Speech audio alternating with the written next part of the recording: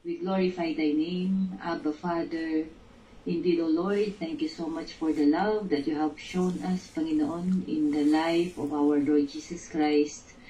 Indeed, Panginoon, the perfect love ang siyang ipinakita mo sa amin. And indeed, hanggang sa mga oras na ito, Panginoon, nararanasan namin ang pagmamahal mo, ang biyaya at ang grasya mo, Panginoon, sa bawat isa sa amin. Maraming salamat sa buhay na patuloy mo pinapahiram sa amin. Maraming salamat, Panginoon, sa patuloy na pagpapatawad mo sa bawat kasalanan na aming nagagawa. Salamat sa righteousness that had been imputed through the Lord Jesus Christ, Lord God, and we are declaring that we are the sons of righteousness through Christ Jesus, O Lord God. At sa lahat ng pagkakataon, Panginoon, we know that meron kaming Diyos who provide, who heals, who protects, who loved us, who guide us, who give us peace, joy. Hallelujah. Maraming salamat, Panginoon. Continually remind us, Panginoon, sa iyong unfailing love, O Lord God, sa unconditional love mo, at magkaroon kami ng confidence dahil sa pagmamahal na yan, na patuloy na lumapit sa iyo, patuloy na manalangin, patuloy, Panginoon, na maging malapit sa iyong puso. At Lord, kasama nitong pag-aaral namin, it is our way, Panginoon, upang higit ka naming makilala, higit naming mas malaman ang iyong character ng mas malalim pa, Panginoon. Ma-experience pa namin, malaman pa namin yung pagmamahal mo sa amin, yung ginawa mo para sa amin, at kung ano yung planuhin mo sa bawat buhay namin. Indeed, O Lord, maraming salamat, Panginoon, for continually revealing yourself unto us through this Bible study. Maraming salamat sa buhay ng aming pastor, O God, na ginagamit mo, binibigyan mo siya ng katalinuhan na nagmumula sa iyo, kaunawaan, Panginoon, na nagmumula sa iyo, mga fresh revelation na nagmumula sa iyo. Gayon din kaming lahat na nakikinig. Buksan mo, Panginoon, ang mata ng aming pananampalataya. Let the Rhema Word of God, Panginoon, ang siyang mag-saturate sa bawat puso namin, maintindihan namin, mai-apply namin ang lahat ng aming mga napag-aaralan. Continually bless, Panginoon, our pastor at lahat ng mga listener, Panginoon, mga audience mo, Lord, in the name of Jesus. Sa iyo po namin pinagkakatiwala ang lahat. Give us the deep conviction and desire, Panginoon, to continually learn, Panginoon. Maging rooted kami sa iyong mga salita upang anuman ang dumating na pagsubok sa bawat buhay namin, we will say to be still and know that you are our God. Thank you, Lord. To you we give the glory, honor, and adoration. This is our prayer in Jesus' name. Amen. Amen and amen po. Take over po ang inyo pong albang lingkod. Magandang gabi po uli sa inyo. At actually, binannounce natin nung Friday na ibabalik natin yung ating BS. Kasi po, una-una, of course, yung benefits about sa po sa atin. Pangalawa kasi, nahanap na nung aking katawan. Parang kulang pagka hindi ako nakakapag-BS. At gusto ko naman na i-share lang naman kung ano yung binibigay sa atin po ng ating pong Panginoon. Katulad na nabanggit po natin, itutuloy po natin yung ating synopsis habang ginagawa pa rin po natin yung ating pong module sa evangelism naman. No? At para wala tayong dead na lahat tuloy yung ating pong learning sa ating pong Panginoon. So again, katulad na na-announce po natin, magsisimula po tayo sa New Testament. But before we start po sa New Testament, gusto ko lang po munang magkaroon po ng introduction. At the same time, para pong refreshment course doon sa tapos po natin about the Old Testament. So, since na ito introduction, gusto ko pong bigyan ng konting liwanag kung ano yung ina-expect natin at kung ano yung comparison between the Old and the New Testament. Maganda po kasi ito na malaman natin. Before we proceed sa ating pong unang libro, which is the Book of Matthew, most probably it will be scheduled on next Monday na po yun. Kasi itong introduction, gusto kong magkaroon po ng liwanag sa bawat sabsate para masigit natin maintindihan kung bakit ba merong Old at merong New Testament. No? Pasok po tayo sa ating pong slide. Nakikita po niyo yung aking slide? Tama, nakikita ba? Teka. Oo. Opo. Okay. So, ang ating pong pag-aaralan for this evening is about the introduction to the New Testament. At mahalaga po na sa todang bilanggit ko kung ano po yung purpose at kung bakit nagkaroon po ng New Testament. And it seems na parang hindi pareho sa Old Testament. Bagamat it is a continuation, it is a fulfillment ng ginawa ng ating Panginoon, katulad ng sinasagot ni dati, fulfillment po ng Old Testament ng ating pong Panginoon, but why there is a changes, no? Nangyari po sa New Testament. So let us do the comparison, okay? Which is the Old Testament, yung kategorya niya, isabihin ko ano siyang libro na bibilang, the New Testament, at yung ano po niyang kategorya po niya. Before we continue sa ating pong first book, which is the book of Matthew. Okay, mauna po tayo doon sa unang category sa Old Testament. No? Ang 5 category, ang 5 libro po ay nakapalangkas po yan sa isang klase po ng libro. Genesis, Exodus, Leviticus, Numbers, and Deuteronomy. Sino po ba ang sumulat ito? Makakakuha lang information nyo. Sino po sumulat itong 5 libro na ito? Moses. Yan. Si Moses po ang sumulat, no? Torah. At yan po ay nakategorize po yan dito sa ating pong, kung tawagin nila ay law sa English, or Torah. Ganda naman yan. Pag sinabi mo Torah, batas po yan. Or sa Israel, ang tawag po nila dyan ay Pentateuch. Means nangangahulugan po, it is a set of commandments o a set of law. Yung pong pinakaunang-una po ng category po ng Old Testament, which composed of 5 books. Genesis, Exodus, Leviticus, Numbers, and Deuteronomy. Hindi po natin ibibigyan na ng paliwanag yan kasi na-discuss po natin, yan po ay sinulat po ni Moses. Ano po ba yung counterpart niya doon sa New Testament? Sino po makakapagbigay ng kanya pong counterpart? Anyone? John? Walang sagot. Hebreo ba? Peter? Ano na? Paul? Di po sa Hebreo? Hindi pa yung unang part po ng New Testament, yung isang set ng book nila. Ano po yung unang set? Sa New Testament. Matthew. Matthew. Mark. Okay. Matthew, Mark, Luke. Dati, Okay. John. John. And yan, the book of John. Ito po yan. Si Matthew, Mark, Luke, and John. Okay? Yan po yung counterpart po yan, yung unang-unang libro o unang-unang set doon sa New Testament. Ito pong 4 na ito na Matthew, Mark, Luke, and John. Which is, ihimayin po natin yan sa mga darating kong pag-aaral. So, pagka meron kang Matthew, Mark, Luke, and John, ano po ang category niya sa unang-una po ng New Testament? Ang tawag sa kanila ay? Gospel.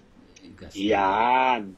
The Gospels. Or, in other words, sa English po, the good news. Kaya pag binabanggit po natin na Gospel, huwag natin sabihin, Matthew, Mark, Luke, and John. Hindi po yun ang tawag po, ang meaning po ng Gospel. Ang Gospel po, it is a good news. Nangangahulugan, yung laman po ng libro ng Matthew, Mark, Luke, and John is about the good news. At alam po natin kung ano yung good news na yun. Yung po yung pagdating ng ating Panginoon, pagbibigay niya ng buhay para po sa kasalanan natin, at muli niyang pagkabuhay. That is the good news. At yun po ang naman po ng Matthew, Mark, Luke, and John. Now, before po tayo dumating doon sa second part, sa number 2 po ng category, ng Old at saka ng New Testament, I have one questions na gusto ko pong malaman kung ano po yung insight, kung ano po yung nalalaman po ninyo. Ang tanong ko, bakit sa Old Testament, yung unang libro, yung category, it is about law. Right? Patungkol sa mga batas mo yan eh. Kung tutusin po ninyo ba, kung babalikan po natin, dito po binigay ng Diyos yung kanyang batas sa bansang Israel. Pero yung counterpart niya, supposed to be, may kasalanan pa rin naman eh. Yung mga Pariseo, Sadduceo, at yung mga tao na bumuhay nung araw sa panahon ng ating Panginoon Kristo, still they committing sin and they need law. No, kailangan pa rin kasi ang law kasi ginagamit ito para korekin yung mga tao. But if you try to go the category in the counterpart po sa New Testament, hindi law ang ginamit. Ano pong ginamit po dyan? Grace ang ginamit. Ang question ngayon, bakit sa Old Testament is law at sa New Testament it is grace? Because of Jesus ano ang Christ. pagkakaiba nila? Bakit dinivide ng Diyos o iniba ng Diyos yung pong unang libro, Pamamagitan ni yung unang Jesus Christ. yung unang set ng libro, which is Law o Torah, at dito po sa unang libro din po ng set ng New Testament about the grace. Anyone can answer. Bakit sa kabila law at sa kabila naman grace? Bakit po? Dahil kay Jesus Christ, nung Those isinend. already- Wala pong wrong, wala pong right, lahat po pwede po mag-input. Dahil kay Jesus Christ. Because of sin. Because of sin. Bakit po si Kuya Zion yun? Kasi kuya habang tumatagal kasi, lalong makasalanan ang tao. Kaya nga na ibaba ang Kristo na dahil sa Nasa batas makasalanan. na po tayo ni Lord Jesus Christ. So nangangahulugan, sabi ni Kuya Zion, because doon pagkakasala, kaya daw ang unang libro, ng set ng libro is about the law. How about the other one? Bakit Pwede ng pong, grace pwede ang pa, ginamit Kuya pwede pa Zion? sumagot? Bakit hindi pa rin Narinig law? kaya ako rito? Pwede pa sumagot? Narinig kaya Kasi ako? kung kuya, Hindi ako kung naririnig dito. pagpatuloy pa rin yung gamitin There's yung a- law doon sa Old Sa Old Testament, Testament, batas ni Walang Moses, makakano na binigay walang ng Lord Jesus tawag nito. Christ. Walang makaka-overcome But sa kasi nga New Testament, yung continuing si Lord kasi ng Jesus Christ na mismo ang ng batas. makasalanan nag-i-exist Ngayon, kung hindi gagamitan ng grace ni Jesus Christ siguro yung mga tao wala na. Maraming mapaparusahan. Okay. Okay, maganda po yung kanya puntos sa Meron pa po magdadagdag, maganda yung puntos ni Kuya Zion. Yung una sabi niya raw, because of sin. At pangalawa, kaya doon pumasok ang grace because wala naman daw talagang makakatupad nung law na pinai-implement. Sino pa po? Bakit po sa Old Testament is law at yung counterpart mo niya is grace? Magkalayo kasi. Law and grace, magkalayo po yan. Pass. Sige po. Yung sa Genesis kasi is implementation of the law, identification kung ano yung dapat na sundin ng tao. Samantalang nung sa second book na po is the dispensation na po. Kumbaga, marami na po kasing na-corrupt dun sa law. And some of those law has been corrupted by those officials o yung mga Pariseo mismo ang nagpataas pa. Kumbaga, yung law, pinatungan pa ng another law, pinatungan pa ng custom, talagang worn out na ang tao. Kumbaga, gustong ipakita ng Panginoon ng Second Testament, ng New Testament, that there is, yun nga sa book of yung heavenly laden na sa Panginoong Diyos na si Jesucristo ay may rest. Kasi nga masyado nang nasobrahan na ang tao sa pag-i-implement ng law, because not only the law of God was being imposed to the people, but also the law of the man, which is nagiging vested interest para sa kanila. So yung mga commoners talagang naging worn out na. So the Lord Jesus Christ came and spread this gospel para matuwid yung law lang na ipinatutupad doon sa Genesis. Kasi ang nangyayari in the yun na nga, pabalik-balik. Yung sa panahon na when the days passes by, mas lalong dinagdagan pa yung mga law, yung pinahirap pa yung law na inimpose ng ating Panginoon to be followed by human. And at the same time, we are also inform or pinapakita din sa New Testament that nobody can overcome the sin until there is blood that has been kasi yun na yung pinapakita ng Panginoong Jesus na in every sin there will be a shedding of blood. Pero dahil nga sa sobra ng kasalanan, at the same time yung pagpapataw din ng parusa ay sobra na din, kaya ginawaan na ng grace ng Panginoon. Ayun, okay. So, dagdagan ko lang yung question. At bago sumagot ko yung sana, dagdagan ko yung question. Opo, sige po. Pansin nyo yung yung babae na nagkasala, nag-cheat. Hindi kasama Diba? dito sa Sino Kasi babae kung nagkasala? Si Magdalena. hindi pa, yung sa New New Testament. yung nag-cheat na babae. Kasi Diba yung parusa nila pagka nakangalo niya yung babae is binabato? Tama. Mary Magdalene po. Opo, tama. Kung sino kung sino yung walang kasalanan, tinatanong ni Jesus Christ, kung sino yung walang kasalanan, isang kasalanan, siya ang unang magbabato. Yun yung grace. Kasi kung walang grace doon, sigurado i-implement nila yung law, nababatuhin talaga pag nangangalo niya. Yun yung opposite ng law at saka yung grace. Okay. So maganda yung bilangget ng mga ni Ate Ron at saka ni ano. Pero kung ganun pala ang sagot natin, ang tanong ngayon dyan, a follow-up question ulit din sa number 1, bakit hindi nilang ginawa kaagad na grace ang Panginoon dito sa book of Genesis, Exodus, Leviticus, Numbers, and Deuteronomy? Bakit hindi nilang grace? Bakit law? Diba? Ayun ang tanong. Kasi maganda pala yung grace. Napakadali pala patawarin. Bakit hindi nilang kaagad, sige, ang dispensation ninyo, itong panahon nito ay grace, hindi law. Diba? Napakadali sabihin kung ganun kung maganda pala yung grace, bakit law ang ginamit ng Lord dito sa unang libro ng Old Testament? For order. Maganda yung sinagot ni Ate Rona na yan. Maganda dapat palawakin natin for order. Sige. Sino pa magdadagdag? Maaari kung may dadagdag si Ate Rona, maganda po yung word na yun. Yung po hinahanap po yung order Pero may kawalan ng konti. Sabi ni Kuya Manny, si Lord Jesus Christ na mismo ang law sa Old Testament. Yun naman ang ibinigay kay Moses ni God. Yan, maganda rin yan, sinabi ni Kuya Manny. Pero palawakin natin yung bilanggit ni Ate Rona. Kung sino man nakakalat o si Ate Rona, anong ibig sabihin ng order? Daddy, sabi ni Pete, ay sige Ate Rona, go ahead. Sorry. Continue po. Okay, kasi sabi ni Pablo sa New Testament, kaya lang daw po nag-exist ang law dahil sa kasalanan. Kaya nagkaroon ng law.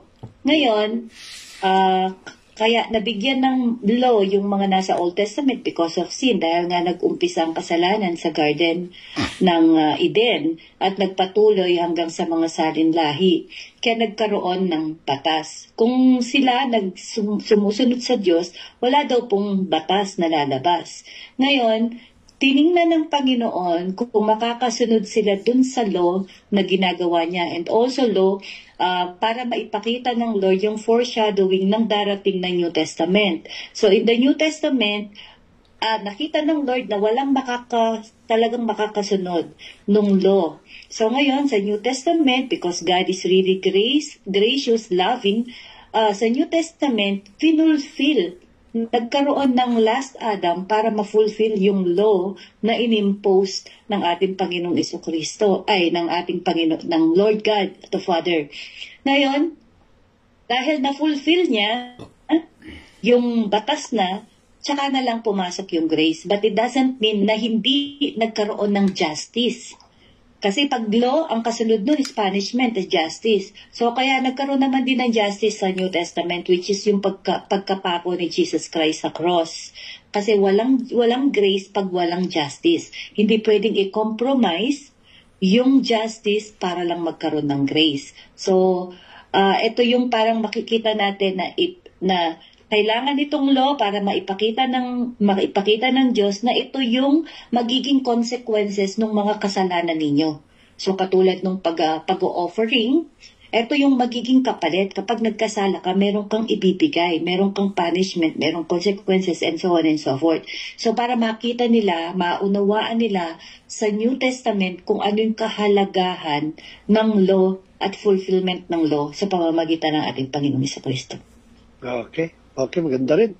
Talagang mga sinkolar, mga nag-aaral. Si Ate Rona, o sino pa magdadagdag bago po ako mag-ibigay ng input ng inside ka? Wala na po? About dun sa sa law? Yeah, law is to put an order. And also for us to be exposed in our own sin. And to show na wala talaga tayong kakayanan na ma-fulfill ang lahat ng law. Kasi kahit yung 10 law nga lang, hindi na masunod. So how about dun sa marami pang laws na inimpose? So we don't have the the capability na masunod talaga lahat ng law. So, law is given for us to be exposed in our sins and for us to be more righteous and go towards to righteousness. At doon na nga sa New Testament, through Lord Jesus Christ. Yeah, okay. So nabanggit po ni Ate Rona yung word na gagamitin po natin. No? Kasi po, I'll give you one good example kung bakit po law ang ginamit ng Panginoon rather than grace. Kasi po, kung tutusin na yung napakaganda po ng grace, pwede naman nang ibigay po yan sa magitan po natin pong Diyos, sa mga Israelita, pero hindi nga po yun ang ginamit. Kasi po, sa isang sitwasyon, sa isang bansa, no, na meron pong chaotic, meron pong kaguluhan, hindi na makontrol, hindi na siya masawata. Ano po ang isang pinapataw ng gobyerno para magkaroon po ng maayos na bansa o na gobyerno? Law. Batas, ba? Law and order. Yan po talagang gagamitin po nila. O, ganun po yan. Kasi bakit po? Kasi po nung nagkasala si Eva at si Adan, alam na ng Diyos chaotic na lalabasan ng tao. Kumbaga sa ito yung nangyari na kinakailangan immediately bigyan kagad ng temporary solutions. No, kasi hindi maaari magkaroon ng permanent solution eh. Ang permanent solution kasi wala pa. Pinangako pa lang ng Panginoon yun. Doon pa sa darating na henerasyon, which is sa panahon ng ating Panginoon. So pero, ang pagmamahal kasi ng Diyos ay nasa buhay ni Eva at ni Adan and the rest ng generation na darating po, andun yung pagmamahal po niya. Pero kaya ang ginawa niya, in order to somehow na iayos muli yung buhay po ng tao na nawasak ng kaaway, kinakailangan mag-implement ako ng law and order.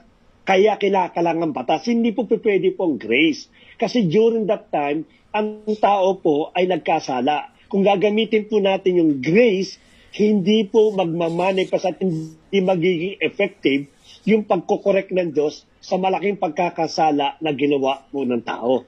Kaya batas po yan. Kaya kung titingnan po ninyo sa buhay po ni Moses and the rest ng under po ng law, mahigpit ang Diyos. Bakit po? Kasi po kinokorek niya ni pagkakamali eh. Ayaw niya dumating sa punto na yung maliit na pagkakamali, yung pagkakamali po ni Eva at ni Adan, ay maduktungan pa ng maraming pagkakamali. Kaya immediately nag-implement po kagad ito ng batas in order for them to return back doon sa gusto ng ating pong Panginoon. Yun po yung purpose kung bakit po batas ang ginamit ng Diyos. Kaya makikita po natin, yan po ang ginamit po niya. Somehow, no, in a short period of time, naging effective po ito. Marami po ang muling naibalik. In fact, kung tatanungin po ninyo, saan ang galing yung prinsipyo po ni Abel at ni Cain na naghahain po sila. Diba, wala namang nagturo sa kanila ng ganyan. Hindi naman sinabi na tinuro ni Adan at ni Eva yung paghahain sa Panginoon para mapakinggan sila. So nangangalugan, ito yung mga practices na maaaring ginawa kaagad ni Abel at ni Adan at ni Eva upang sa ganun maibalik muli o ma-restore somehow yung kanila pong relationship at sa mamagitan po yan ng batas. At nagpatuloy po yung kanilang paghahain, iba? Ginawang official na ng ating Panginoon yung mga sacrificial offering, which is, kung titingnan po natin, ugat po yan sa panahon po ni Abel at ni Cain. So yun pong ginamit po niya. Ay bakit naman sa New Testament, gospel, grace ang ginamit? No? Kasi po nabanggit na rin ng sumagot sa bawat sa po sa atin, yung katulad ni sinagot po ni Pastora, yung fulfillment kasi ng law, in-embody na ng ating Panginoong Kristo yan. Siya mismo ang gumanap ng full na batas ng ating Panginoon. Wala po siyang sinira at wala po siyang in-exempt. Lahat ng batas ng Diyos na isinulat po sa Old Testament, the fulfillment of this is the Lord Jesus Christ. Kaya kung na-fulfill na po yung pong Old Testament na law, which is pinagkaloob po niya, nothing can stop now yung ating Heavenly Father para sabihin na i-practice pa. Bakit po? Kasi natupad na ng isang tao. No, nangangahulugan na is up to that person na natupad na. Kasi kanyang fulfillment po niya. Kung ano yung kanya pong gagawin. Kung niya ba itutuloy niya pa ba yung law o hindi na. Kaya nagkaroon tayo ng grace. So, paano tayo nagkaroon ng grace? Pag sinabi natin ang grace natin is through the Lord Jesus Christ, nangangahulugan the perfection of the law, we can see, we can achieve these things, we can manifest in our life sa magitan po ng ating Panginoon Kristo. At hindi mo gagamitin po yon. No? It is by grace. Kaya ini-impute ng ating Panginoon yung batas na pinulfill niya doon sa panahon po ng Old Testament. Kaya nga ang tawag sa bawat sa atin ay mga righteous. Why? Because we made perfect on the law through the Lord Jesus Christ. Kaya biyaya pong ginagamit. Hindi mo na pwedeng gamitin yung law kasi may nagpulfill na. No? At yung nagpulfill, binibigay na sa bawat sa ating mga magitan po ng grace. Kaya yung buong simula po nito kaagad, yung bagong libro po ng New Testament, is about the dispensation of grace because of the Lord Jesus Christ. Yun po kung bakit merong New Testament o Old Testament na batas at New Testament po na grace na pumasok kaagad dito. Anyone can add more? Okay na po. Okay lang. Okay. Number 2. Ano po yung number 2? Yeah. Basahin ko lang po, no? Starting from the book of Joshua, Judges, Ruth, pagkatapos po ni Ruth, 1st and 2nd Samuel. Of course, meron din 1st and 2nd Kings, 1st and 2nd Chronicles, papasok po si Ezra, si Nehemiah, at si Esther. Lahat po sila, ano pong libro ito? Historical. Yan. Very good. Historical book. No? Ngayon, may counterpart yan doon sa New Testament. Ang New Testament po, ang tawag po dyan ay, ano po yung susunod na libro?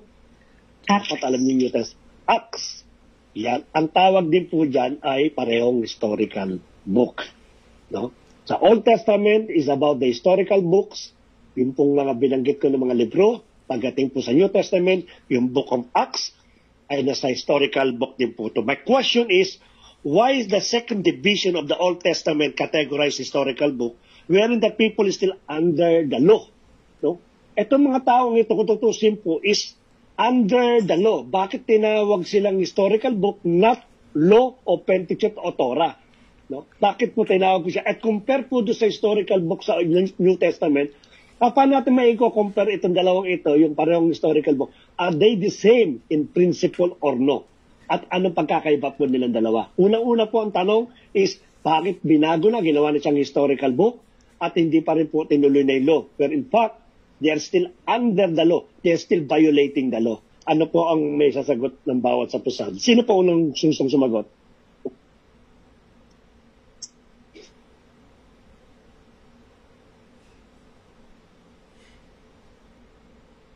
Anyone? Any two? Any three? Ano ulit yung tanong po? Ang tanong Ano po yung pagkakapareho nila? hindi lang yun. Pangalawang question yung pagkakapareho sila yung story. Pero ang tanong ko dito, bakit binago na yung category niya? Where in fact, si Joshua hanggang kay Esther is still there under the law. They're still practicing in fact, hindi nga nila nagagawa yung ibang law dyan. Bakit binago na hindi na sila law? Bakit historical book na? Kumbaga sana parang nawala na yung law. Pumasok na yung historical book. Kasi ano na sila pas, ako sagot ko dyan is, yung sa Old Testament, yung panahon nila Joshua, kasi pinapakita na doon yung buhay ng mga Hudyo after ni Moses. Nag-research siguro to si Ate Rona. Hindi na pag-aralan natin yung sa, sa kanan. Okay, sige. Sino pa po? Tapos sa Ate Rona? Kung may dadagdagan pa. Tapos na po. Sino pa po? Ang gusto magdagdag? Maganda yung sinagot po niya. May kinalaman yung sagot ko mamaya doon. Sige po. Amen po, Pastor. Opo. Kasi nung time po na nung Joshua, Judges, nila, nung mga propeta, nandun na po sila sa promised land Aba, maganda rin yan. Sige. Meron ka dito, Tapos po, kaya po naging, ano po ba, pagkakaiba o kumpara? Hindi, yung pangalawang tanong po, kumpara po yung dalawa, pareho silang historical book. Sige po. Susunod na po yung isang tanong. Sige, tama po yun. Nasa promised land daw, sabi. Kanya sinabi ni Ate Rona, at ano sinabi mo, Ate Rona? Yun na yung yung pagpasok nila sa sabi ko yung si Joshua, yun na yung stating the history of the Jewish people on their journey. Tapos kaya Yun naman, na yung pinapakita. okay, yung sa kay Ayuman, ayun na yung nagpasok na sila sa promised land. Okay, may mga ganalaman po yan. Sino pa po?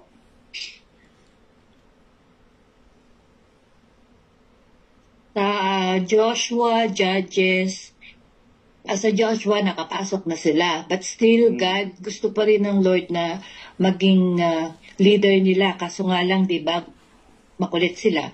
So nakita mo dito na after kay Joshua, ang nag-lead na sa kanila, Judges na.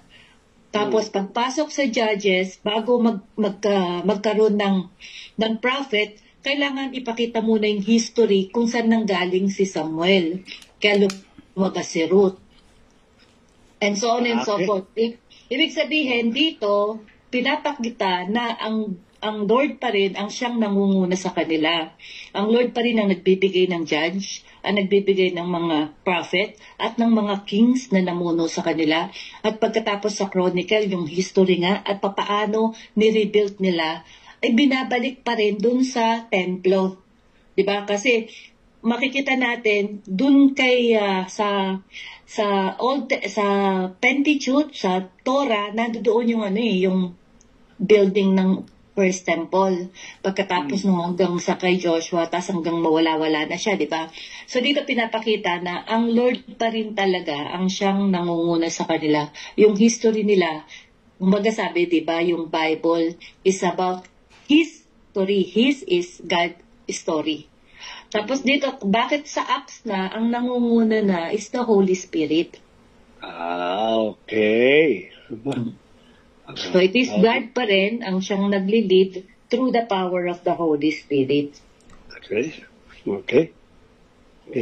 Sino pa po? Ayos Doon sa sa second question, kasi yung first question na kinagat ko. Yung second question, doon sa Acts, yung comparison, i-agree ko lang yung ni Pastora na doon sa second part, it's the Holy Spirit na ang nagli-lead, and the same time, ang in-spread na natin ay yung kingdom na, yung God's kingdom na, ang news na ng God's kingdom. Kasi tapos na doon sa, yung na-establish na yung law, tapos napakita na yung history ng mga Hudyo, ang kanilang mga dapat na sundin, which is on that part ang nangunguna si God the Father. And then on the dispensation sa Second Testament is yun na yung ibinigay na Holy Spirit and spreading the good news of spreading for God's kingdom. Okay. Agree. Any more? Okay na. Amen po. Sige, Tay. Doon po sa pangalawang tanong ni Pastor, doon po sa Old Testament, ang pinapahayag nila yung pagdating ng Misaya. Okay. Di ba po? Tapos po, pagdating po sa Acts, ang pinapahayag na po, yung dumating na po yung Misaya, na which is ang Panginoong Hesukristo. Yun na po yung ipinapahayag doon ng mga tao sa kabutihan ng Panginoong Hesukristo. Which is nung Old Testament, ang ipinapahayag pa lang po yung pagdating ng kabutihan ng Panginoong Hesukristo. Pero po, pagdating po nung New Testament, ang ipinapahayag na po ng mga tao ay yung kabutihan po nung dumating na ang Panginoong Hesukristo at umalis. Amen po. Okay. Tama. Medyo po yun. Ang muli niyang pagbalik ka daw? Tama. Sino pa po mga scholar ko? Okay na din. Okay na, sige. At ganito po, yung unang part, pinag-usapan natin about the law. Kasi during that time, kinakailangan ng law and order. No? Ngayon, pagdating po sa second part, kaya po tinawag sa historical book, kasi tama po, kukuhain ko po yung bilanggit kayo ni Ate Ron, saka ni Kuya Saysay, na they are now in the land. Nasa lupa na sila na pinangako ng ating Panginoon. So in order to consider, in order to become acknowledged as a nation, ang isa pong tribe, ang isa pong community o group of people, kinakalang meron po silang batas at meron silang lupa. So dito po, na-comply na po yan. Hindi nila kinakailangan ng batas. Bakit po? Kasi po nabuo na yung batas nila. What they need is only a land to occupy in order for them to acknowledge as a nation. Kaya isinilang na po ang bansang Israel sa panahon po ni Joshua hanggang kay Esther. sapagkat meron na po silang sariling lupa at meron na po silang sariling batas, which is the law of God. Ang pinakano po nila dyan. So nangangulugan po na tapos na yung istorya ng batas, kundi ito po yung istorya na ng bansang Israel nung sila po ay nag-settle na doon sa kanila pong lugar. Kaya kung babasahin po natin ng Joshua at up to Esther, ipinapakita po dito what really happened doon sa chosen nation ng ating Panginoon. Kaya po, when we talk about the historical books, they're not talking about anymore the law. Kasi doon na na-establish na eh. No? Ang pinag-uusapan na lang dito, itong mga taong ito, kung paano sila namumuhay according do sa lugar na pinases nila at sa historical ng kanila pong even yung kanila pong buhay. No, yung pinakano po dyan. Kaya po itong libro na ito is about the historical book of a one nation, and that is the chosen nation of God, which is the nation of Israel. Ito po yung historical book nila. Ngayon, nagbanggit po ako ng comparison sapagkat yung comparison po sa Book of Acts, it is a historical book of not only a one nation, but the Church of the Lord Jesus Christ. Pag binasa niyo po yung Book of Acts, diyan po nag-spread ng how many churches po around the world. Yung po pinatuturayan po dito. Kaya kung para po natin, yung isa po is about one nation and the other one is about the integrations of all nations to the body of Christ. To become, tama rin po, pwede natin sabihin the kingdom of God. No, kasi po part po yan eh. Kaya kung titingnan po natin, yung pong historical po ito. At maganda po sa yung Book of Acts. Kasi dito po nagsimula po yung integration ng mga Gentiles to become a part of the church. No, kasi kahit kailan hindi po nabanggit sa book of the gospel about the church, no? Dito po nabuhay sa Book of Acts after po ng the day of the Pentecost. After that, nag-spread na yung gospel at dito po sinabi yung history ng kanya pong church sa mamagitan po ng mga apostol at mga disipulo po ng ating pong Panginoon.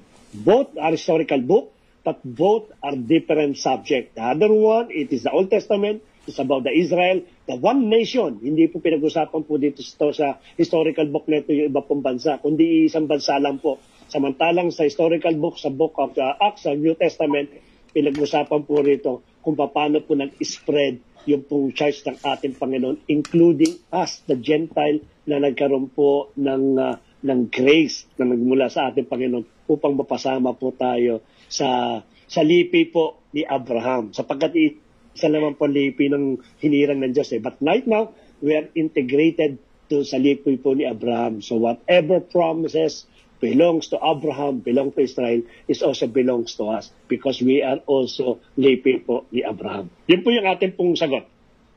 Nadadagdag pa po kaya?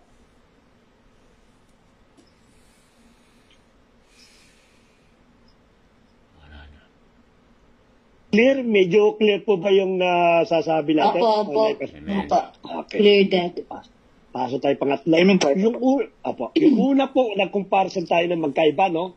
Law, Torah, tsaka yung Gospel. Sa number 3 po, ganyan din po ito, no? Yung pong Book of Job, Psalms, Proverbs, Ecclesiastes, and Song of Solomon, ano pong kategorya ng libro ito?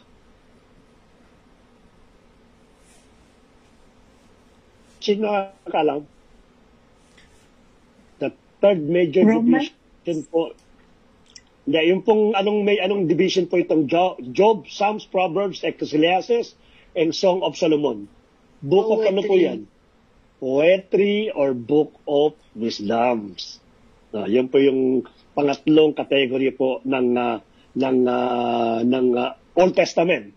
Ang counterpart niya sa New Testament ay Romans, verse 1 and 2 of Corinthians, Galatians, Ephesians, Philippians, Colossians, 1 and 2 of Thessalonians, 1 and 2 of Timothy, Titus, Philemon, James 1 and 2, Peter, James 1 and 2 Peter, 1, 2, 3 John, and the last one, it is Jude. Ano pong major name nitong mga libro na ito? Sino nakakalam? Guess. Hindi kasali ang Hebrew pa? Ang Hebrew, may Hebrew po dito. Nalimutan ko isulat. May Hebrew pa po yan. Wala po gusto na-miss po. Salamat po, Ate Rona. Ang talas ng mata mo nga. May Hebrew po yan. Kasama po yung Hebrew. Anong kategorya po yan?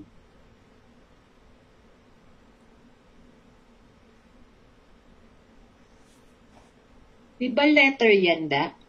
Yan. The epistles or the writings of the letters. Letters po niyan. Maganda po ito in comparison. Ang tanong kasi dito, ano po pwede mo in comparison between the third major book of the Old Testament, which is they call it poetic or wisdom books. No? Kumpara mo naman doon sa counterpart niya, ang tawag dyan is writing or epistles or letter. No? Let us do some exercises. Bakit mo paano mo ikukumpara yung dalawa ngayon? Isang poetic at isang pong writing o isang epistles. Sige.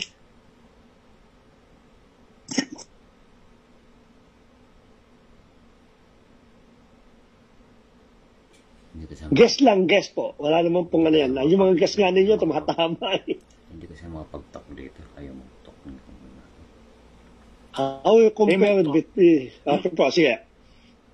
Compare ko po yung kay David sa po kay Pablo. Yung mga sulat po nila. Kasi halos lahat po yung sulat nila is nangyayari sa buhay nila na ipinatotoo nila. At yung iba naman po, tulad po ng mga sulat ni David at sulat ni Pablo, ina-address niya po sa ibang tao at sa ibang lugar. Parang ganun po. Amen po. Okay. Okay. Sila po, Kuya Edmark. Sino pa po pwedeng makapag-contribute sa ating pong discussing po? Sa between epistles and poems, epistles is a formal letter. So, ibig sabihin, pwedeng yung mga nasa epistles ng mga books is yun yung mga declaration ng mga panuntunan na pwede natin sundin. Okay.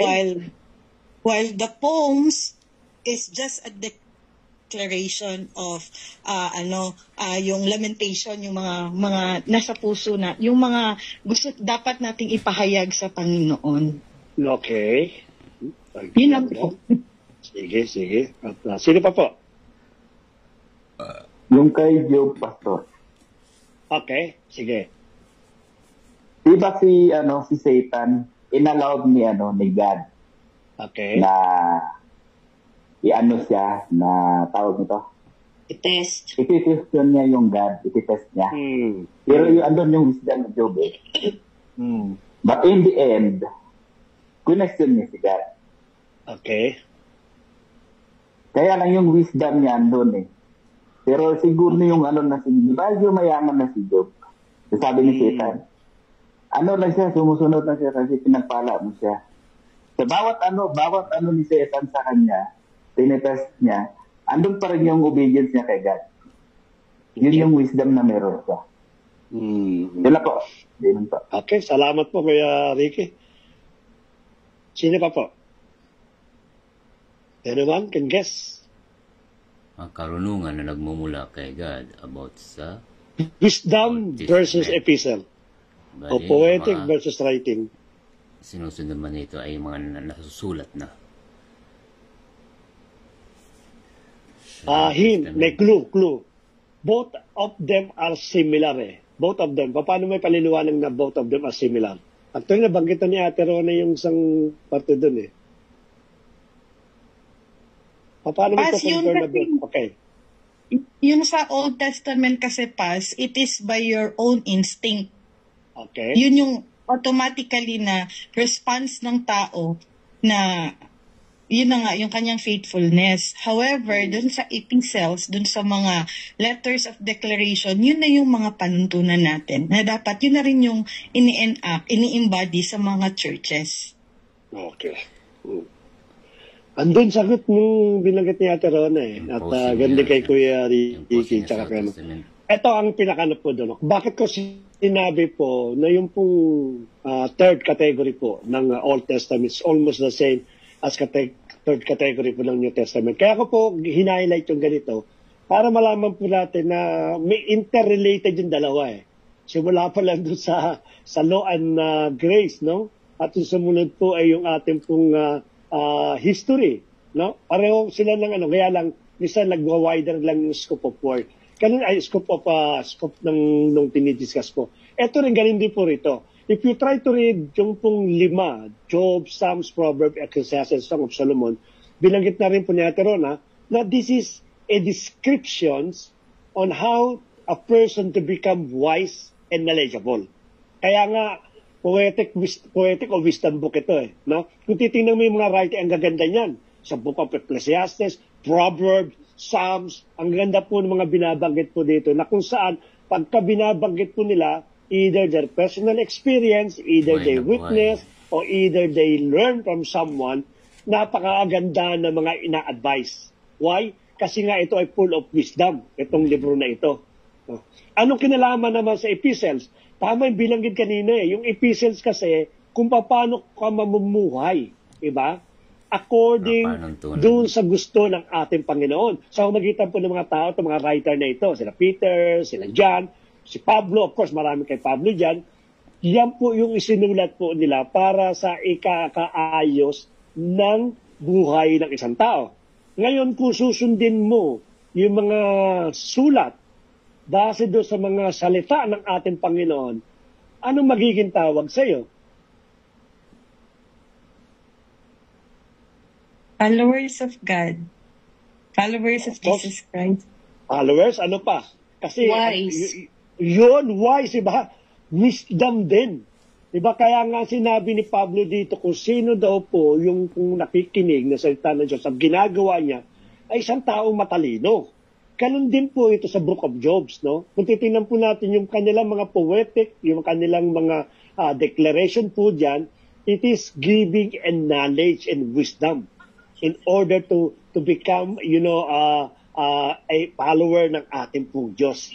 Kaya nga sabi nila, so, sino daw po ang sumusunod at sino raw po ang gumaganap ng salita ng Diyos, ay siya raw daw po tinukonsider na matalino sa Biblia. Pareho po itong sinasabi ko. Bagamat iba yung dating nila eh. Yung epistle kasi tama yung binanggit kayo na is a personal writing to the person or maaari to the church, which is madalas ina-address po sa Corinthians, sa Galatians, kay Philemon po, yung kay James, in-address niya sa mga Hebrew, si Peter, in-address niya yung kanyang libro sa both Gentiles and Hebrew, ina-address po nila ito. Pero kung titingnan po natin yung kanilang sulat, it is content of the word, instruction of God, instruction of the Lord Jesus Christ, in order to live a righteous living. Pag namuhay ka kasi ng righteous living, nangangalugat, yung mga matatalino. Hindi naman matalino tao sa mundo dahil marami siya pinag-aralan o madiskarte sa buhay niya. Ang sabi po ng Biblia, matatalino daw po yung mga nakikinig at gumagawa ng salita ng ating Panginoon, which is sa Book of Poetic po yan. Ganon din naman doon sa Book of Epistles. So in principle, they are both giving us a wise decision and become a wise person. Kaya titingnan po natin, magka-related po sila. Magkasama po talaga sila.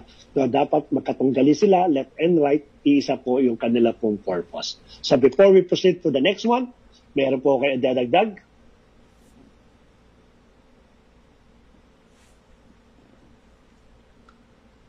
Ano po? Sige, sunod tayo. Yan.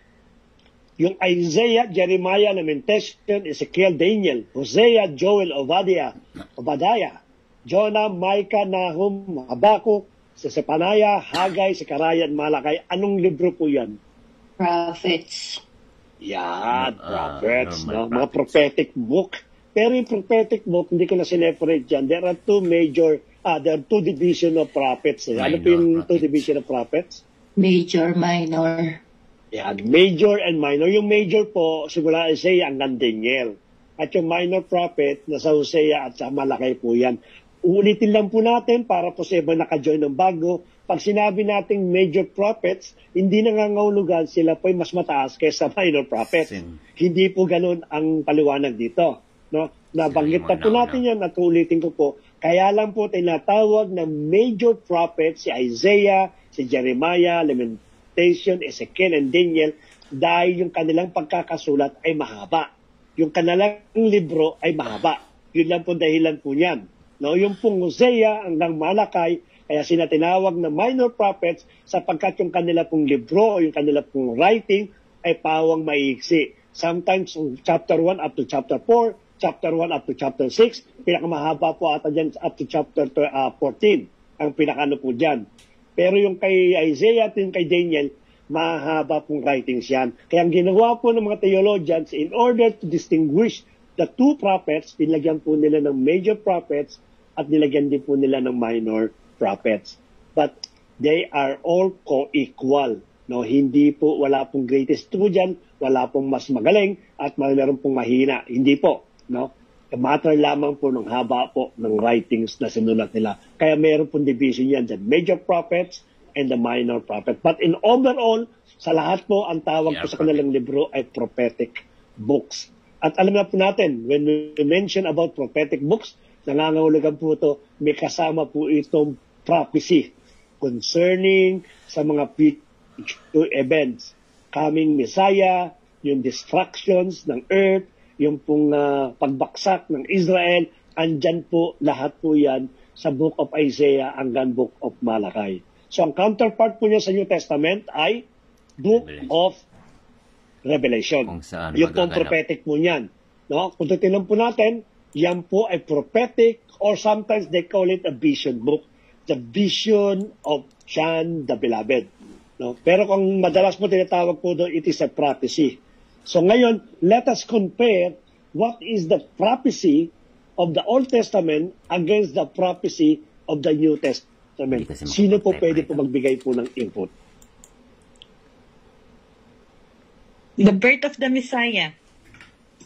Yan, the birth of the Messiah. Okay? Ano po the birth of the Messiah dyan, Ate Rona? Jesus Christ. Sa Isaiah? Sa Isaiah, okay, tama po yun. Marami po dyan na pinanggit about the prophetic for the Messiah.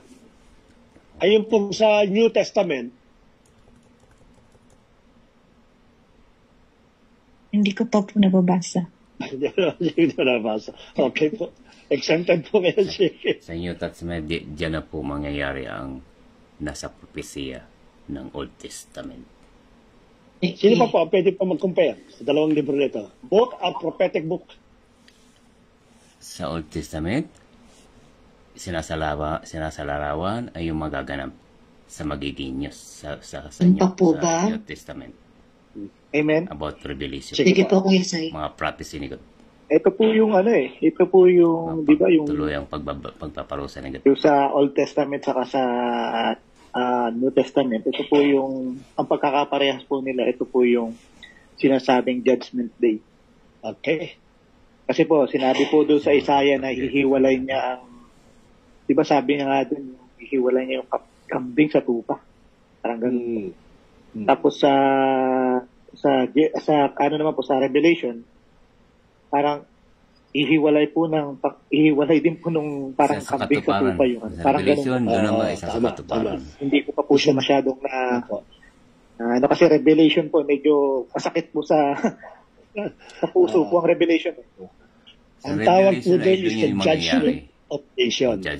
Meron pong judgment of a nation. Paghihiwalayin po ang tupa at ang kambing. Tama yung bilagay po yan. Darating po yan during the time ng millennial reign of our Lord Jesus Christ.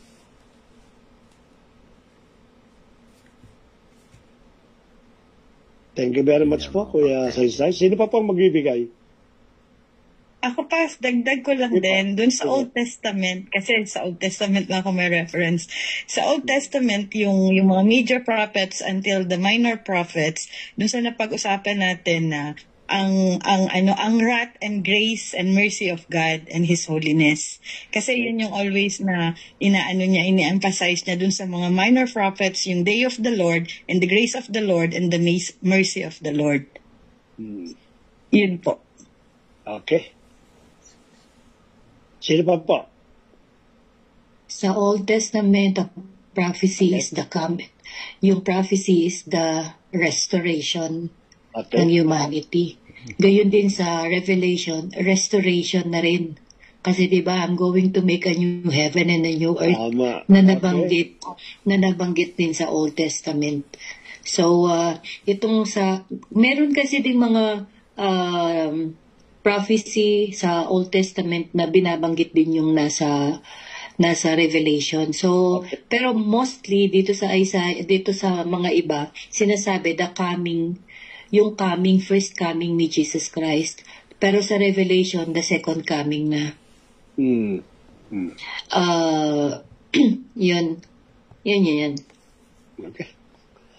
Okay. So, binanggit na po ni Pastora po yun. No? Tama po yung pinakano po. Kaya nga, kung titingnan po nyo, simula sa sagot po ni Ate Rona, ni Kuya Saysay, at ni Pastora, no, kung titingnan po ninyo, interconnecting lahat ito eh. Hindi mo pwedeng i-isolate yung prophecy ng Old Testament doon sa prophecy po ng New Testament, which is the book of Revelation. Interconnecting po yan. No, kaya nga sabi natin, when we are reading about the book of Revelations, it is also in conjunction kay Daniel, kay Isaiah, kay Habakkuk, nakakonekta po lahat po yan eh. The only thing that I can add, pagdating kasi sa book of Revelation, napaka-detail na po nito, dinitalya na po ng todo. Kasi sa book of Isaiah at to the book of Malachi, na bagamat it is a revelation of God, somehow makikita po natin dito yung pong incoming Messiah. No? Pero pagdating po sa book of Revelation, ipinakita na po dito yung pong judgment na gagawin po ng Panginoon dito po sa lupa. Napaka-detalyado po niya compare mo doon sa mga prophetic books doon po sa Old Testament. At the same time, ang problema po natin ngayon, paggamat napaka-detail po ng Book of Revelation, madami kasing symbol na ginamit dito. Kaya minsan, ang akala natin, okay ng Book of Revelation kasi, ito detalyado ito, kaysa yung kila Daniel, nagugulong pa ako, o kaya kila Jeremiah o Ezekiel, nagugulong pa ako, dahil marami silang ginamit dito. In fact, iba meron tayong bilanggit dito nung huling-huli na nagpakita sila ng mga creature na hindi nila maintindihan. Even them, they cannot even understand what is this. Pero dito kasi sa Book of Revelation, no, maliwanag po yung mga binabanggit po dito, but unfortunately, kinakailangan po ng isang nakapagbasa at tungkol po sa mga klase po ng mga symbols na babanggitin po dito. And I cannot remember in the book of Isaiah and even the book of Malachi about they mention about the different color of the horses, no? They never mention about the vials, yung pong pagpaparusa, yung pagbuhos ng mga vials, which is they call it the wrath of God. Hindi po dinitalyo po yan. Pero sa Book of Revelation, dinitalyo po yan. But let us be careful, no? Hindi dapat natin basta-basta lamang na binabasa yung Book of Revelation, paggamat sinasabi natin na ito ay mga prophetic, at the same time ay mga symbolical, dapat po maingat po tayo po dyan. But both of them are interconnecting. Kaya kung magkakaroon kayo ng time na makakabasa kayo ito at mababasa niyo yung sa vision, halimbawa kung magko-concentrate lang po kayo doon sa prophets at sa Book of Revelation, somehow no, mapagka-connect po niyan. Kasi meron po silang konektado. Meron po nababanggit kasi rito sa mga minor prophets at major prophets patungkol po doon sa judgment po na darating. Katulad ng binanggit kanina, no, ni Kuya Edmark, no, naiiwalayin daw po yung tupa at yung kambing. No, binanggit mo yan sa minor at major prophets. Sa Book of Revelation, binanggit din po yan. Binanggit ko lang kanina. That is the judgment of the nations, which mangyari po yung pagdating po ng year ng ating pong Panginoon. But during that time, ng mga major at minor prophets po, when they prophesy, they're hoping na mangyayari po yan during that time ng kanila pong pagbabalik galing sa exile. After 70 years of captivity sa Babylonian, bumalik po sila. They're thinking na yung mga prophecy po ng mga major at minor prophets mangyayari na po sa panahon na yon. But they don't have the, capacity to understand yung mga bagay. Kaya mapalad po tayo because nababasa natin yung buong Bible.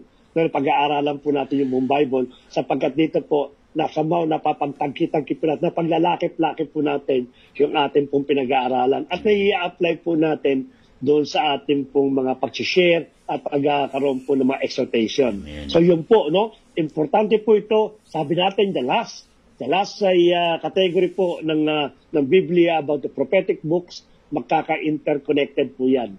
Kung gusto niyo po magbasa ng Jeremiah, then Isaiah, Lamentation, then Book of Revelation, mas madali niyo po mapapag-connectan lahat po ng bagay sapagkat may mga bagay po na naipaliwanag sa prophecy po ng Revelation at may mga bagay po na banggit po sa major at minor prophets na maaari natin maintindihan doon sa Book of Revelation.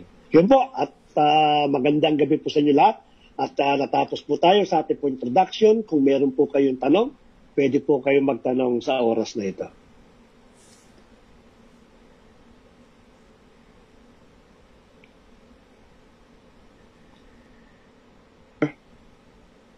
Sige po, kung may mga tanong po, si Kuya Ricky ay nag-out po kasi meron daw po silang practice sa music. Maraming salamat sa buhay ni Kuya Ricky na sumama sa atin.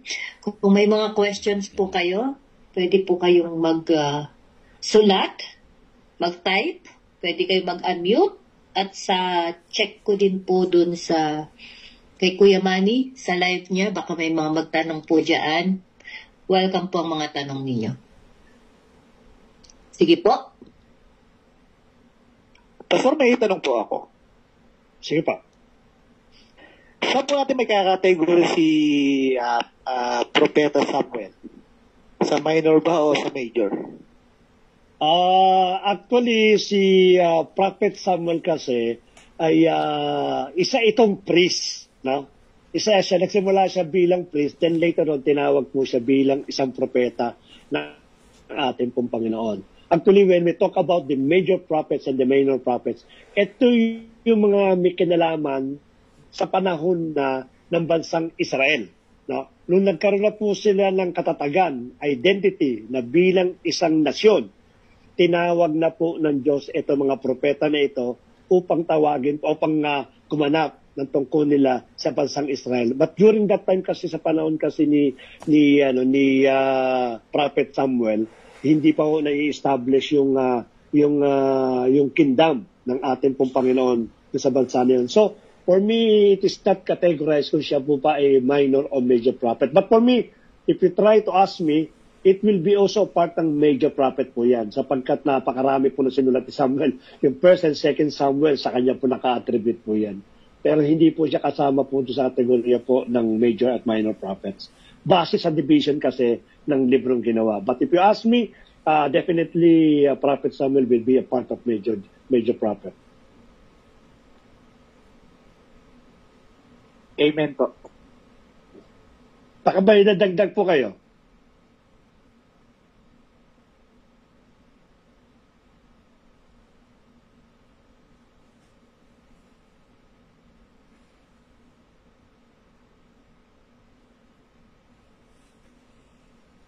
May ba idadagdag po ba sa tanong po ni Kuya Saysay?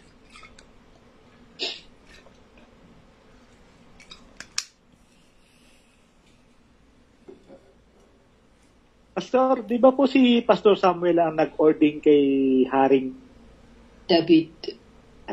Kay ano po muna, kay Haring Saul? Di ba po? Saul.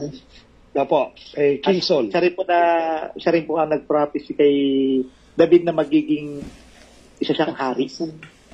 Opo, siya po yung nag-anoint during that time. Kasi sabi ko na po natin, two office kasi ang ginaganapan po ni Prophet Samuel. Isa pong priest at isa pong propeta. Sapagkat ang pwede lang pong mag-anoint ng isang hari, hindi pong propeta, kundi isa pong priest. At si Samuel po, ay sabi ko sa inyo, before na naging propeta siya ng ating Panginoon, he is a priest of God during that time. And both kay King Saul at kay David, siya po ang nag-anoint ng oil.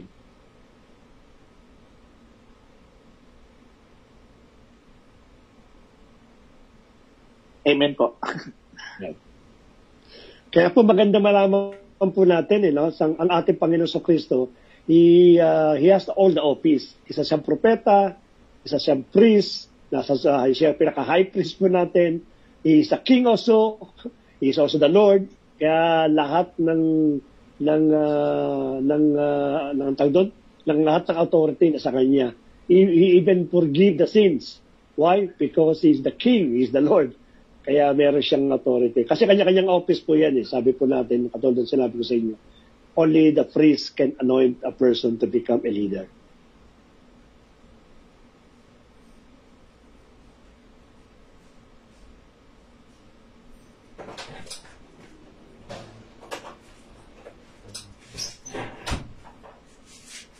Any more questions?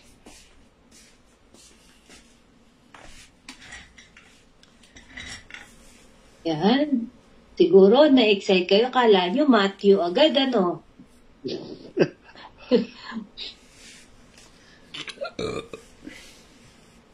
Maganda po yun kasi makikita natin yung tag dito. Tag din yan. Wala yung word ko. Relationship. Oo, yung relationship ng New at Old Testament. At saka bakit kailangan nating matutunan ang Old Testament? Kasi marami po ngayon na mga churches, hindi na po nila binibigyan ng halaga yung Old Testament. Nasa New Testament na lang po sila kasi nga daw po, hindi na daw po yun applicable sa kanila kasi para sa mga Israelites or mga Hudyo na lang daw po yung Old Testament. Hindi daw po tayo kabilang doon. Pero kung makikita natin, pagka nalaman natin yung history, maiintindihan natin yung New Testament. Mas magiging malinaw para sa atin ang pag-unawa natin ng Bible kapag meron tayong history ng Old Testament, alam natin ang Old Testament. Yan. Sige, kung wala na pong tanong, siguro maaga tayo matutulog ngayon. Meron pa po ba? Check mo nga yung kay Anyway, wala na. Anyway, introduction lang naman yan. Let us focus sa mga darating pang... at least alam natin na when we talk about the first 4 books po ng New Testament, alam natin na ang pinaka-major na subject o pinaka-major na idea doon, it is about the grace of God. Amen. Alam na po natin po yun. Mas magandang introduction po yan. Para pag nagkakaroon tayo ng discussion, nagkakaroon tayo ng answer and questions, hindi po siya lalayo doon sa grace ng ating pong Panginoon. Sapagkat yun po meaning po ng gospel. Okay. So, wala pong tanong sa mga kasama natin sa live ni Kuya Manny. Okay. So, palagay ko that would be all for tonight. And be ready for and excited for our first book na pag-aaralan sa susunod na Monday. Ang Matthew. Okay po. Sige, final call po kung may tanong pa. Mga input, comments, suggestion, reaction. Baka may reaction din. Sige, dahil dyan, tayo po'y mag-closing na. Kuya Saysay, paki-close po. Yan, matanong ka. Sige ko, mag-close. Actually, Amen po. Sa gawain ng Panginoon, talagang Amen! Maganda yan. Yan po ang hinahanap namin mga audience, yung matanong. Sige po, kung wala na po tayong tanong at tayo po ay sarado po natin ang gawain sa isang panalangin po. Sige po, tayo po ay muling duminig sa ating Panginoon. Ama namin, maraming salamat po. Tunay nga po, napakadakila mo. Kaya karapat-dapat ka namin sambahin sa Espiritu at katotohanan dahil ikaw lamang po ang nag-iisang Diyos na aming sinasamba, pinupuri, dinadakila, Panginoon. Ama, maraming salamat ka po sa mga buhay ng mga kapatid namin na patuloy pong nagpapagal kahit po sa online, Panginoon, ay nagbibigay po sila ng oras upang makinig at maramdaman ang presensya nyo. Kahit po sa ganitong pamamaraan, alam namin, Panginoon, libo-libong anghel na nagdiriwang sa langit sapagkat alam namin ang pinag-uusapan namin ay patungkol sa Panginoon. At ang Panginoon lamang po ang nasa sentro nito, Panginoon. Maraming salamat sa buhay po ng aming mga pastor. Patuloy niyo po silang palakasin, patuloy niyo po silang pagpalain. Alam po, Panginoon, na hindi po hingit sa inyo ang kanilang mga buhay at kanilang mga kahilingan. Alam namin, ikaw po ang magbibigay nito sa takdang panahon, Panginoon. Kaya pinagkakatiwala namin sa iyo ang lahat-lahat, pati ang buhay nila, Panginoon, maging ang mga membro ng kanilang pamilya mula sa pinakabata hanggang sa pinakamatanda, Panginoon. Palain niyo po sila, Panginoon. Mga kapatid namin, Panginoon, na hindi po namin nakakasama ngayon, ipuhin niyo po ang kanilang puso upang makasama namin sila. Kagalakan namin ang makasama at makakwentuhan namin sila sa magkantong gawain, Panginoon. Maraming salamat, Panginoon, sa pansamantalang amin pong pagtulog. Inawa, bigyan niyo po kami ng magandang panaginip. At pagising po ng umaga, Panginoon, kalakasan at higit ang pagpupuri po, ikaw po ang aming uunahin. Maraming salamat sa iyo, Panginoon. Nagagalak po kami, Panginoon, sa mga gawain ito, Panginoon. Kaya patuloy na ikaw po ang mahuna sa gawain ito, Panginoon. Maraming salamat sa iyo ang pinakamataas na papuri at pagsamba. In Jesus' name we pray. Amen. Amen. Amen po. Amen. God bless. Salamat po sa ulang araw ng ating Namiss ka namin, Kuya Saysay, nung Friday. O ng gabi po, hindi araw. Kaya nga. Baka po wala pa rin po ako sa Friday. Mag-report ka kay Kuya Arnold. Mag-report ka kay Kuya Arnold. Sige po, hindi pa po ako sure, pero Pero sure na. kalooban po. God's willing yan. Amen po, amen po. God Salamat bless po. Okay. Salamat po kay Kuya Regan. Salamat po kay Saysay, Kuya Arnold, Kuya Richard, Kuya Ate Rona, Kuya Wani, at Ate Rona. May panibago Rona po. Salamat po sa inyo lahat. God bless po. See you next Monday po. Bye-bye.